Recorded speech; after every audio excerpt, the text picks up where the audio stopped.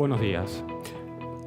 Yo soy Carlos Pérez, profesor de la Universidad de La Laguna, y voy a presentaros este humilde trabajo de análisis de datos, Data Science, con incidentes recogidos por el servicio del 112 en Canarias, ¿no? También estamos de autores varios compañeros del Departamento de Informática, yo soy del Departamento de Matemáticas, y Carlos Rosa Remedios, que es el responsable de la unidad de tecnologías de la gestión de servicios para la salud y seguridad de Canarias, ¿no? Que es quien gestiona el 112. Bueno, estos son un poco los contenidos de los que voy a hablar sucintamente, ¿no? Bastante breve, ¿eh? Introducción y objetivos del problema que hemos estudiado, el software y las tecnologías que hemos empleado, entre los que evidentemente está R, algunos aspectos interesantes del preprocesamiento de los datos, cómo lo hemos resuelto con R, y luego la modelización, ¿no? La parte preferida mía, ¿no? Yo soy estadístico. Es un poco la modelización para predecir el número de incidentes y también para clasificarlos, ¿no? Con técnicas de Machine Learning. Luego unas conclusiones y unas referencias finales, ¿no? Bueno, pues esto es un proyecto muy interesante que empezamos en el año 2016. Tuvimos también a unos cuantos chicos de informática trabajando en este proyecto. Y era un proyecto coordinado entre la universidad y el 112. ¿Vale? No pensé que fuese a llegar tan lejos, pero al final, pues aquí han salido muchas cosas muy interesantes, ¿no? El objetivo, estudiar los incidentes registrados por el SECOE, ¿no? Por el 112, que tiene, no sé si ustedes saben, tiene 2 salas operativas, ¿no? En Santa Cruz y en Las Palmas, ¿no? Y ellos se encargan, digamos, de atender todas las llamadas que se hacen al teléfono de emergencias, ¿no? Al 112. Y ahí pues se activan en esas salas operativas, no sé si alguna vez habéis tenido la oportunidad de ir, se activan todos los servicios de emergencia. Están allí pues un representante, un trabajador de cada servicio, ¿no? Por ejemplo, hay alguien de la policía, hay otro de la Guardia Civil, hay un médico, hay un bombero, ¿no? O sea, si llamas al 112 y tienes alguna dolencia o alguna cosa que te está pasando, te pasan sobre la marcha con un médico, ¿no? Que sabe enseguida un poco cómo tratar la emergencia, ¿no? Entonces, en principio, los incidentes que se están registrando en estas salas operativas, pues eso, surge todo de la llamada que tú haces al 112, ¿no? Y cada llamada, una vez que la reciben allí, es gestionada por un operador de forma inmediata. Un operador que se encarga de clasificar el incidente y además activar los recursos necesarios. ¿No? Oye, pues mira, aquí hace falta los bomberos y también un helicóptero o lo que sea, y sobre la marcha se activan esos recursos. Por lo tanto, ahí se empieza a recoger ya en ese momento de la llamada, empieza a recogerse una gran cantidad de información. No es que te pasen una encuesta, ¿no? Porque si estás ahí entre la vida y la muerte, pues aquello llega un momento en que la recogida de información va pasando a otros agentes, ¿no? Ya, por ejemplo, cuando te llega la ambulancia, recogen más información, ¿no? Pero básicamente lo que tenemos es el tipo de evento, ¿no? Atención médica, accidente de tráfico, incendio, los recursos que se activan, el lugar y la fecha del incidente, y el número, y si está disponible el sexo y la edad, de las personas involucradas en el incidente. Muchas veces no es posible recabar ese dato por la urgencia, ¿no? Pero bueno, incluso también en los accidentes de tráfico pues tampoco se suele recoger eso. Ya les digo que eso normalmente hay un proceso en el que ya la policía o las ambulancias empiezan a recabar más información que luego se incorpora más adelante, ¿no? en lo que es el incidente, ¿no? Bueno, pues con toda esta historia, a lo largo de los años, pues SECOE ha generado una base de datos extensa, ¿no? de incidentes, más de 5 millones de registros. Tampoco es que sea Big Data, ¿vale? Pero bueno, ahí tenemos un cúmulo de variables, ¿no? Digo que no es Big Data porque bueno, el análisis que hacemos aquí, en principio, pues yo no he aplicado ahí computación distribuida, pero sí que he necesitado algunas librerías interesantes que ahora veremos de R para procesar de esto de forma eficiente. Así que no hagamos un análisis aquí, una consulta y que esto tarde minutos, ¿no? Esto tiene que ser casi inmediato, ¿no? Entonces se plantean aquí varios objetivos por parte del 112 bastante interesantes, ¿no? entre ellos pues con estas cuestiones, cómo se distribuyen los incidentes de acuerdo a la tipología, ¿no? Los recursos están bien distribuidos, son suficientes. Esto era algo que le preocupaba al 112, aunque siempre estaba por ahí la clase política por detrás, diciendo, bueno, es que nos han achacado a veces, nos han criticado que no tenemos las ambulancias donde parece que algunos entienden que deberían estar. Entonces necesitamos un informe o un análisis estadístico que, bueno, que podamos mostrar para ratificar, oye, por qué están estos recursos dispuestos de esta manera, ¿no? ¿Cómo es el resultado final en la resolución del incidente, ¿no? Con vistas a la mejora continua del propio servicio, ¿no? Y otras cuestiones de más complejidad, que son un poco de las que yo casi me voy a centrar ahora, que, bueno, pues acerca de la predicción y la clasificación de los incidentes, ¿no? Bueno, pues con todo esto al final, el objetivo, el producto final fue una herramienta que se desarrolló, una herramienta analítica, que, bueno, pues yo creo que puede serles de mucha ayuda, ¿no? A la toma de decisiones a la gente del SECOES. Y aquí, en esta herramienta, para desarrollarla, oye, por cierto, ¿hasta qué? Márcame a mí los tiempos, porque yo me pongo a hablar. Vale, gracias. Bueno, como veis, evidentemente, R, ¿no? Con RStudio para el desarrollo bastante ágil y que nosotros también, bueno, utilizamos RStudio en la nube. Así con los chicos yo iba viendo un poco lo que iban haciendo y luego, por supuesto, Shiny, ¿no? Para construir el aplicativo. Y otras librerías apropiadas para Data Science, sobre todo de Plir, ¿no? Que esto es lo mejor que se ha inventado, para procesar, hacer agrupaciones, filtros, en fin, toda una serie de cosas, ¿no? Luego las librerías gráficas, ggplot2 y algunas otras que vamos a ver ahora, ¿no? Y todo esto, pues, con todo este rebumbio, lo empaquetamos, al final, la aplicación en un contenedor Docker. No sé si os suena la tecnología Docker, ¿vale? Pues esto, digamos, lo metemos en un contenedor con Linux funcionando y, bueno, si hay oportunidad os lo muestro ahora, ¿no? Y esto, bueno, pues al final ha salido un aplicativo que en principio puede consultar el 112 de forma rápida y ágil, ¿no? Bueno, con respecto al procesamiento de datos, algunos aspectos de interés y cómo los hemos resuelto en R, que yo creo que es un poco la idea. Al final aquí lo que teníamos era un conjunto final de datos ya procesados, ¿no? El raw data tenía bastante materia, ¿no? Y al final pues se quedó en un archivo primario de 3 gigas, ¿no? Aunque no es un dataset masivo, ¿no? Son 5 millones de registros, el problema es que el tiempo de carga y de analítica es muy alto, ¿no? No sé si habéis tenido la oportunidad de cargar en R archivos de más de 1 giga, pues aquello tienes peligro de que se te venga abajo, ¿no? Entonces nosotros lo que hicimos fue tirar de librerías que ya se vienen programando en R para trabajar con ciertas estructuras masivas, ¿no? Y una en concreto, a ver, al principio, ¿cómo era el dispositivo? Una en principio, bueno, es el FFDF, esta de acá, que es una librería para gestionar datos en genómica, ¿vale? Datos de genomas, que eso suele ser una cosa exagerada, ¿no? Y con eso, bueno, pues hicimos una serie de pruebas, pero al final nos decantamos por data.table, data table. De nuevo, esto es de lo mejor que se ha inventado en estructuras de datos en R para cargar de forma eficiente datos grandes, ¿no?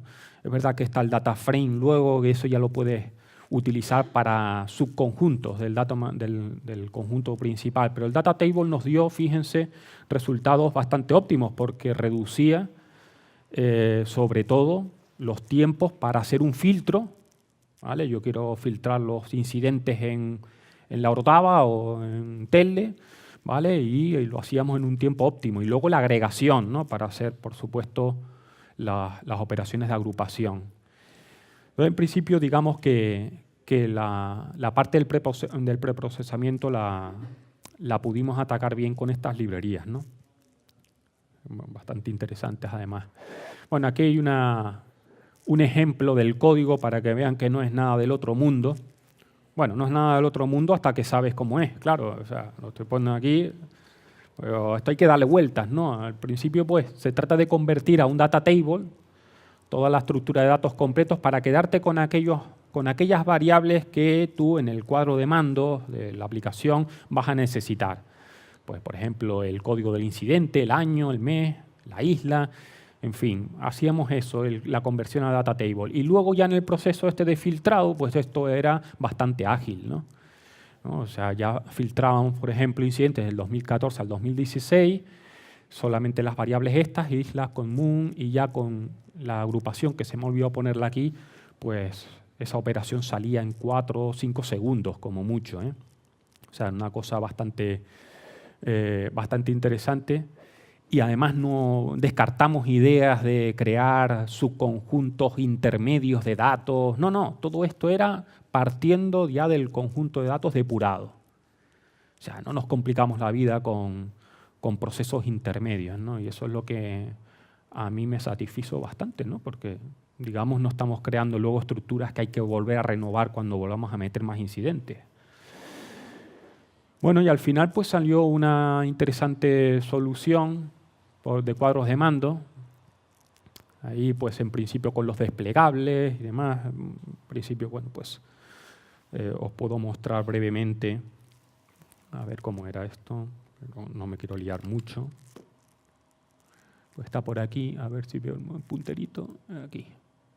¿Vale? Y en principio, bueno, pues como veis, aquí pues podemos seleccionar, no sé, accidentes en tierra estos son los que activan el helicóptero, ¿no? A salvamento en marítimo y demás, ¿no? Y pues aquí podemos hacer zoom de la zona, ¿no?, que nos interese. Bueno, vamos a poner. ¿Vale? Y bueno, pues aquí en principio podemos ver la evolución en un slide. Claro, si en principio no hay muchos cambios, a ver cuáles eran los eventos policiales, ¿no? Tal vez yo creo que eran los que más cambios denotaban en los municipios, ¿no? La tasa de incidentes de ese tipo por municipios. Además, pues podíamos ver incluso la valoración final del incidente, ¿no? Si ha habido pues un incidente leve o con heridos, ¿vale? E incluso el tipo de recursos activados, ¿no?, en el incidente, ¿no? Bueno, luego también teníamos, por supuesto, el análisis ya para ver la evolución, por ejemplo, en términos promedios cada mes. Podíamos comparar, a ver, esto, por ejemplo, cómo evolucionaba, digamos, en términos promedios cada mes a lo largo de un año, el promedio de incidentes de un determinado tipo, ¿no? Además con los típicos intervalos de confianza para saber un poco si había, a ver, ¿vale?, para compararlos, por ejemplo, con otro tipo de incidentes, ¿no? Esta es una cuestión que hicimos. Luego también la distribución por islas. No sé si aquí podíamos, por ejemplo, el tipo de recurso activado. Y, por ejemplo, pues por aquí podíamos ver, pues eso, cómo es el número de veces o el número de efectivos de las fuerzas de seguridad que activamos por islas. Esto también le interesaba mucho al 112 para saber un poco cómo se movían los recursos, ¿no?, al final. Bueno, y en principio, pues eso, ¿no? Es una pequeña demo para que vieran las posibilidades que daba. Aunque no es que me quiera detener mucho en la parte de la herramienta, sino más bien en la de la modelización, ¿no? Como decía el otro, pues yo soy estadístico y aquí venía a hablar de estadística. Bueno, un poquito, nada más, no mucho. Modelización estadística para la predicción del número de incidentes. A ver cómo lo hemos hecho con R, ¿no? A partir del comportamiento característico de las series que teníamos aquí, pues podíamos optar o bien por modelos de Poisson, binomial negativa, ¿no?, porque son datos de conteo del número de incidentes, o bueno, modelos con volatilidad estocástica, porque esto otra cosa no, pero aquí la heterocedasticidad estaba a la orden del día, ¿no? Había unos cambios en la varianza, una varianza explosiva muchas veces con incidentes que saltaban demasiado, por ejemplo, accidentes en playa, eso en verano eso saltaba y luego el resto del año no. O sea, había una cosa ahí muy, muy complicada, ¿no? Y lo que mejor nos ha dado resultado aquí son los modelos T-Bates, los modelos de regresión, utilizando series de Fourier para ajustar el patrón estacional. y ajustando también los errores por, digamos, como modelos ARIMA, ¿no? Modelos autorresivos integrados media móviles, ¿no? Y esta es la estructura que tiene, ¿no? Maravillosa, ¿no? Una cosa, bueno, más o menos, incluso ahí donde está, pues no es muy complicada, ¿no? Hay una librería Forecast, ¿vale? De Libera y Hindman, dos autores, que han programado los métodos para trabajar con estos modelos y la verdad es que, bueno, nos ha dado bastantes buenos resultados, ¿no? Aquí de lo que se trata es de obtener el valor óptimo del número de series de Fourier, ¿no? Que minimiza el criterio de Akaike para la comparación de modelos. Y bueno, aquí en principio también pongo un ejemplito. Fíjense, pues de nuevo convierto al data table. Y creo que por aquí le uno también las festividades para tener en cuenta el efecto calendario, ¿no? A la hora de hacer el ajuste. Y luego, pues bueno, pues cojo, por ejemplo, un periodo del 2010, enero 2010 a enero 2015. Y lo que hago es ajustar, hacemos el training desde 2010 hasta diciembre de 2014 y luego hacemos la validación con enero de 2015, ¿no? Cuando hicimos esto ya les digo que era 2016 y teníamos datos hasta 2015 completos, ¿no? Y bueno, pues ajustando todo, poniendo un K fijo para que se vea, pues al final lo que teníamos, bueno, era ya una serie ajustada y lo podíamos representar fácilmente. Aquí vemos, por ejemplo, la predicción del número de incidentes en general en la orotava con este tipo de modelo y la verdad es que el ajuste, aquí donde ustedes lo ven, esta es la línea negra, es la observada, y la línea azul es la estimada, ¿no? A partir de los datos. Y ahí tenemos en color rojo discontinuo la predicción, ¿no? Del modelo, que ahí como ustedes la están viendo, esto es de lo mejor que podíamos obtener, ¿no? Con los modelos que hay por ahí, ARIMAS y demás, no nos funcionaban muy bien para este tipo de oscilaciones, ¿no? Y la verdad es que con esto hemos conseguido buenos resultados, ¿no? Esto para la orotava y allí para Telde, ¿no?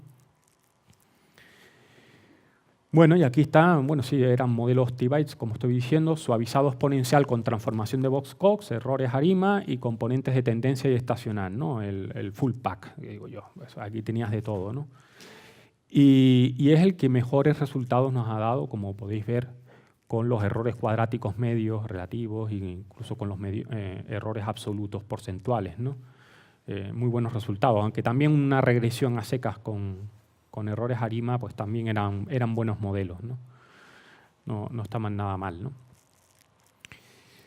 Luego también nos decantamos o intentamos profundizar un poco en las técnicas de clasificación. Había cierto interés por parte del 112 en predecir, ¿no? De avanzada si un incidente iba a ser de un tipo determinado o no en base a una serie de variables recogidas, ¿no? En el momento de la incidencia, ¿no? Por ejemplo, en este caso, predecir si un incidente será de tipo sanitario a partir del resto de variables. Aquí, para simplificar un poco, hemos puesto las variables isla y fecha del incidente. Vale, recuerden que esto del sexo, la edad y demás eran variables que no siempre estaban disponibles. Y cogimos la del tipo sanitario porque en ese tipo de incidentes, ¿no? Sí que observábamos que pues, se recogía bastante a menudo ese tipo de variables. Para otras no, pero para este tipo sí. Entonces utilizamos aquí la librería RPart y de nuevo haciendo pues, una serie de transformaciones, ¿no? Para obtener, digamos, clasificar la variable objetivo, ¿no? Que es el tipo de incidente, ¿no? Si es sanitario o no. Pues cogimos y de nuevo, como las técnicas de Machine Learning, obtuvimos el conjunto de datos de entrenamiento y luego el de validación, ¿no? Entrenamos desde 2005 hasta 2014 y luego a partir de 2014 hemos hecho la validación, ¿no? Aquí es bueno, la librería esta RPart nos permite en R hacer un poco el ajuste de parámetros para configurar el clasificador. Y fijaos que aquí es donde podemos poner el método concreto, el método, por ejemplo, de cross validation, ¿no? Para entrenar los parámetros, los hiperparámetros del modelo, que ustedes saben que es importante, ¿no? Para que luego nos funcionen bien las cosas. Y al final, pues también este método funcionaba de forma ágil, ¿no? Muy eficiente. Aquí os pongo un trocito de un árbol para que veáis un poco del árbol de decisión que sale, ¿no? No sé si, bueno, para que veáis un poco. Si el mes es de agosto, pues sí, pues entonces te vas por esta parte. Es que no, pues clasificas por el otro lado, ¿no? Teníamos más o menos un árbol de decisión que era fácilmente interpretable para la gente del 112, ¿no? El problema es que este modelo, pues no que sea, como ustedes pueden ver ahí, ¿no? Sobre todo los que están familiarizados con estas técnicas. Sí, gracias. Ven que yo hablo. No es que sea muy bueno, ven, un 60% del AUC, ¿vale? Es verdad que no hemos utilizado muchas variables y hemos tenido que descartar otras que tenían muchos valores perdidos, ¿no? Entonces, bueno, digamos que hay un margen de mejora bastante importante en este tipo de modelos. Y al final lo llegamos a conseguir, yo lo estoy poniendo aquí en las conclusiones, porque con los métodos de ensemble, ¿no? De ensamblado, combinábamos varios árboles de decisión ajustados con diferentes técnicas, ¿no? Y con el ensemble lo que hacíamos era, ¿no? Ensamblar todas esas características y obteníamos incluso una mejora del AUC del 0,60 al 0,71, ¿no? Bueno, todavía no es que sea una gran cosa para tirar cohetes, pero ya hemos mejorado algo. Y por supuesto, la idea para seguir mejorando esto es incorporar más variables, aunque sea de fuentes externas, que es en lo que se está trabajando, ¿no? También hay interés en añadir información de esas otras fuentes externas para ampliar a estudios como, por ejemplo, la predicción de incidencias alérgicas, ¿no? Ante las llegadas de malas condiciones atmosféricas, una cosa que le piden mucho al 112. El estudio de puntos negros con incidentes en carretera, ¿no? Si incorporamos datos del tráfico. En fin, bueno, ya hasta el propio ordenador me está diciendo que me vaya. Y bueno, sobre todo quedarse con la idea de que al hacerlo con Docker, pues hemos conseguido empaquetar la aplicación de forma muy eficiente para 112 sin que ellos tengan que estar instalando muchos temas de librerías. Ya se lo damos todo, ¿no? en el pack, ¿no? Y bueno, pues ahí están un poco las referencias bibliográficas, ¿no? de todo este asunto. Muchas gracias.